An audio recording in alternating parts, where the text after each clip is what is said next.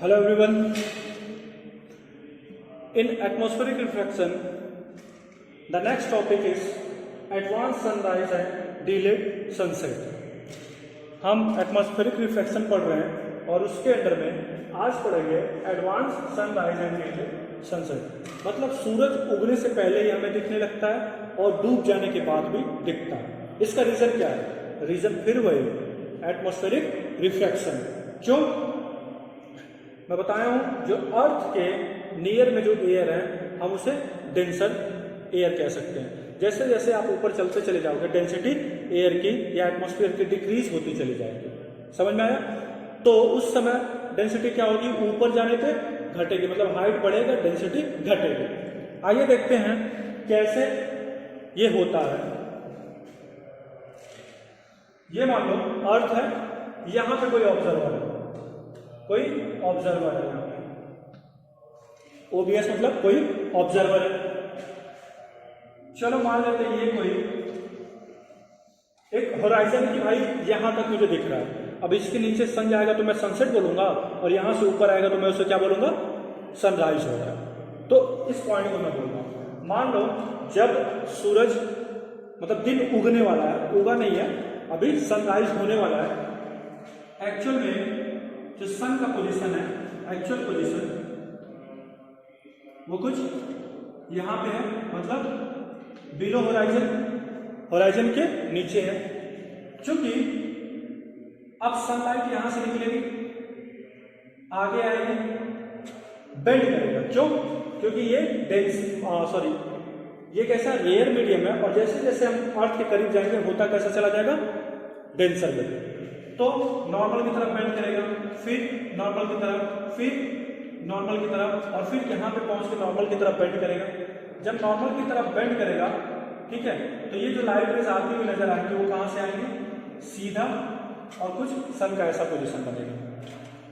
ये होगा apparent position. Apparent position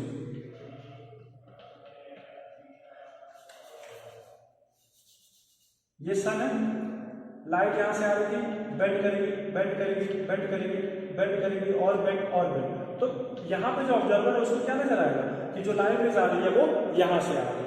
तो ये कैसा हो जाएगा इसका? Apparent position. और एक्चुअली सन अभी है कहां? होराइजन के नीचे ही। समझ में आया? ऐसे ही जो सन होता है, होराइजन अब इसके नीचे पहुंच गया, मतलब सनसेट हो गया। लेकिन सनसेट होने के बाद भी 2 मिनट तक हमें सन दिखाई देता है। फिर रीजन वही कि लाइट जाएगी, फिर बेंड करेगी, बेंड करेगी, आई बेंड की, बेंड की, बेंड की। अब ऑब्जर्वर जो यहां पे खड़ा था उसे क्या दिखाई देगा कि जो लाइट आई है कुछ इस तरीके से आई है। तो ये इसका यहां पे एक्चुअल पोजीशन होगा, एक्चुअल पोजीशन, और ये होगा इसका अपैरेंट पोजीशन। अपैरेंट पोजीशन समझ में आ रहा? भाई सन से लाइट आ रही थी, अब ऊपर की तरफ जाना चाहिए था, भाई लाइट तो ऊपर की तरफ जाएगी ना, ऊपर की तरफ जा रही थी, लेकिन एटमॉस्फेरिक रिफ्रैक्शन की वजह से ये बेंड करती चलेगी, बेंड करती चलेगी। एक टाइम आएगा जब ये लाइट ऑब्जर्वर के पास पड़ेगी तो कुछ उस पॉइंट के लिए ये हमें दिखाई देगा कि इधर से आ रहा है, सीधा आ रहा है। क्योंकि आंख क्या देखता है? उसकी टेंडेंसी होती है to see the light in a straight line. ऐसे यहां पे भी होगा, लाइट रेज आ रही होगी, फिर बेंड करेगी, बेंड करेगी, बेंड करेगी। इस पॉइंट पे उसको ऐसा लगेगा कि जो लाइट रेज है वो कहीं यहां से आ रही है, और जहां से आ रही है उसको ऑब्जेक्ट वहीं पे दिखाई देगा। तो सन का पोजीशन यहां पे है, जबकि वो होराइजन के नीचे, मतलब सनसेट हो चुका है, उसके बाद में मुझे 2 मिनट तक सन दिख रहा है। अभी सनसेट हुआ नहीं है, 2 मिनट पहले मुझे सनराइज दिखने लगा। समझ में आया? तो टोटल 4 मिनट तक हम सन को ज्यादा देख पाते हैं। वो किसकी वजह से? Due to atmospheric refraction. ठीक है, तो एटमॉस्फेरिक रिफ्रैक्शन की वजह से ऐसा हो रहा है कि सनराइज होने से पहले ही हमें सन दिखाई दे रहा है, सन सेट होने के बाद भी हमें सन दिखाई दे रहा है। ठीक है, एक टॉपिक है ट्विंकलिंग ऑफ स्टार में ही।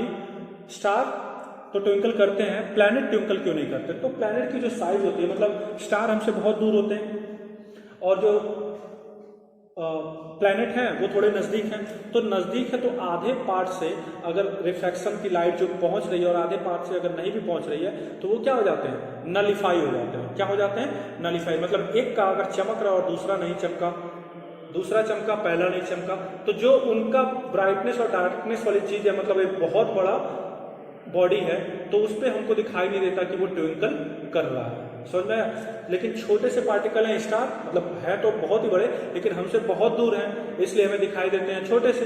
तो वो छोटे से होने की वजह से उनका जो नलिफिकेशन वाला प्रोसेस है वो नहीं हो पाता, उनका पूरा का पूरा पार्ट एक पॉइंट पे दिखता है। लेकिन जो प्लैनेट है वो बड़े दिखाई देते हैं, तो बड़े होने की वजह से और हमसे थोड़े नज़दीक होने की वजह से क्या होता है, उनका नलिफिकेशन हो जाता है, मतलब नलिफाई कर देते हैं एक दूसरे के इफेक्ट को। इसलिए जो प्लैनेट होता है, एक पार्ट से ब्राइटनेस, दूसरे पार्ट से डार्कनेस, दोनों का नलिफिकेशन हो जाता है, कट जाते हैं, कैंसल आउट कर देते हैं एक दूसरे के इफेक्ट को। इसलिए प्लैनेट हमें ट्विंकल करते हुए दिखाई नहीं देते हैं। ओके, तो ये था एटमॉस्फेरिक रिफ्रैक्शन के बारे में। नाउ नेक्स्ट जो पार्ट है वो है स्कैटरिंग ऑफ लाइट। तो नेक्स्ट क्लास में स्टार्ट करेंगे scattering of light. Okay, thank you.